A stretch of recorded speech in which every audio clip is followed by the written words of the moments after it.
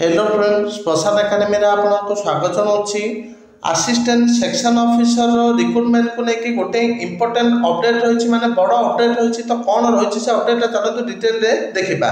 तो आपण मैंने जानते असिस्टेंट सेक्शन ऑफिसर पाखापाखि 798 पदवी बाहर। तो से उपरे केस पड़ता जोटा कि रिटर्न टेस्ट रिजल्ट को लेकिन गड़बड़ अच्छे कहते। तो से उपरे केस पड़ता। तो केसटा आज फाइनल हो जाए। तो केस रो जो रिजल्टा डीवी पिला सपक्ष में आसी। तो जो मैंने भी डीवी देते से सपक्ष में रिजल्ट आसी जोटा कि हाईकोर्ट ऑर्डर देती माने ओपीएससी सपक्ष में रिजल्ट आसी।